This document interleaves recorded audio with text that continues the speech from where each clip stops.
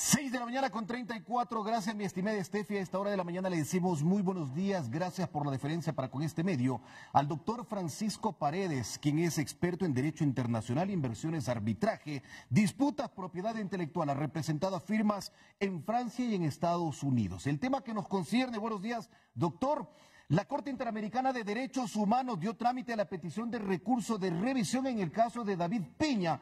Sus abogados tienen listas 13 pruebas de descargo. Además, están esperando los 3 meses que el Estado ecuatoriano tiene para responder al pedido del organismo internacional. Muy buenos días, el país entero lo mira y escucha, doctor. Muy buenos días, Leonardo. Un cordial saludo para usted y para toda su distinguida teleaudiencia. Efectivamente, nosotros, a través de nuestro despacho Laudo en Lo de la ciudad de Quito, iniciamos un procedimiento internacional en favor de los derechos humanos de David hace aproximadamente 1 año y medio.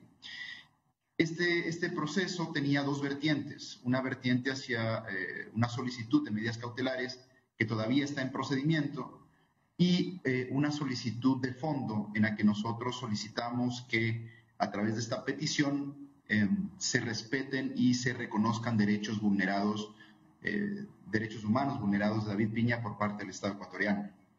Lo que ha sucedido ahora es que hace unos pocos días la Comisión Interamericana ha superado una primera etapa conocida como etapa de revisión.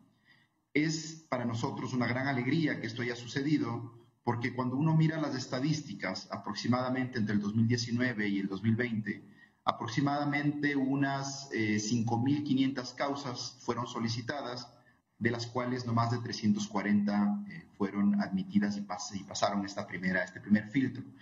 Eso lo que quiere decir es que entre un 5 y un 6% de todas las peticiones que son presentadas ante el sistema pasan este filtro.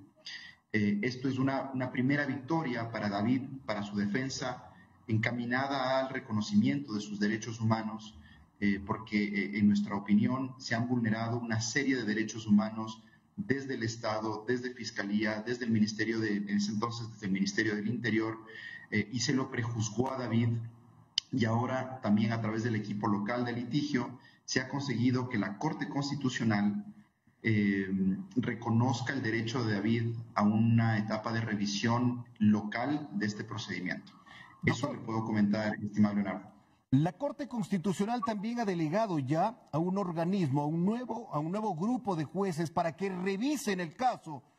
Este tiempo, ¿cuánto toma? Y de darse el dictamen beneficioso o en favor de David Peña, ¿cuál sería el procedimiento? Porque habrá que reconocer, muchas veces uno dice, el Estado va a reconocer 8 años de prisión, violaciones, vejaciones, como usted lo dijo, vulneración de derechos, más aún cuando su defensa dice que David Piña nunca estuvo en el lugar de la muerte de Karina del Pozo. Por favor, doctor. Así es. Ahí hay dos consideraciones a tener en cuenta, ¿no? Uno es la vía internacional que estamos persiguiendo nosotros, que después de algunos años más se logrará establecer si David Piña sufrió o no violaciones a los derechos humanos. Nosotros consideramos que sí. Esta es una etapa que ahora mismo está ante la Comisión Interamericana y que el Estado ecuatoriano tiene de 3 meses para contestar sobre el pedido de admisibilidad de esta etapa. Ahora, en cuanto al litigio local, lo que sucedió fue que la Corte Constitucional llegó a la decisión de que debería volverse a tramitar un recurso de revisión que solicitó David a través de su defensa local, y lo que sucederá ahí es que en algunos meses el caso será nuevamente examinado por una Corte de Justicia local en Ecuador. Esto es importante porque lo que puede suceder y lo que esperamos que suceda es que cuando se le permita a David presentar nueva evidencia que no fue considerada o que no fue tramitada en un momento anterior, se pueda llegar a la conclusión de que David es inocente. Es importantísimo esto, estimado Leonardo, porque a David se lo condenó a 25 años únicamente con un testimonio. No hay ninguna otra evidencia en contra de David, a diferencia de los otros implicados, que tienen muestras de ADN, muestras de lodo en su ropa, que se los puede geolocalizar en el lugar del crimen. En el caso de David no ocurre nada de esto.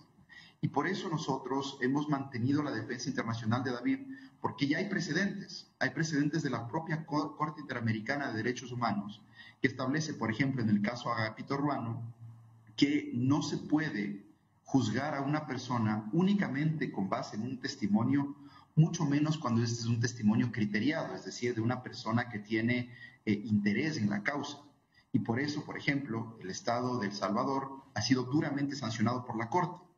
Más adelante, en 2017, también tenemos otro caso, el caso de Segarra Marín contra Perú, en el que sucede exactamente lo mismo. Se condena a una persona únicamente con base en un testimonio de una persona involucrada en el proceso, y esto es atentatorio contra sus derechos humanos.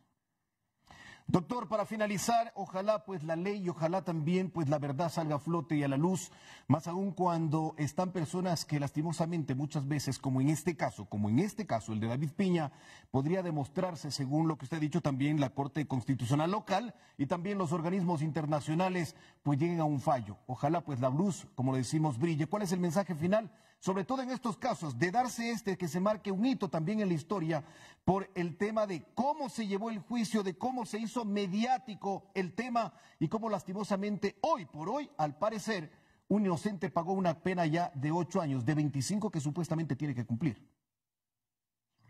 Quizás el mensaje es un mensaje republicano, un mensaje democrático, un mensaje en el cual el Estado tiene que mantenerse autónomo dentro de sus instituciones, dentro del cual no debe haber injerencia del Ejecutivo dentro del procedimiento judicial, un mensaje en el que se pide que los estados, a través de sus fiscalías, cumplan con su deber de objetividad, no de persecución, porque caso contrario, si esto ocurre como en el caso de David Piña, tarde o temprano la justicia local, y en el caso de David esperamos que también la justicia internacional, encontrará responsables y sancionará a los estados por estos incumplimientos y vulneraciones que no son menores, son de derecho internacional y son de derechos humanos.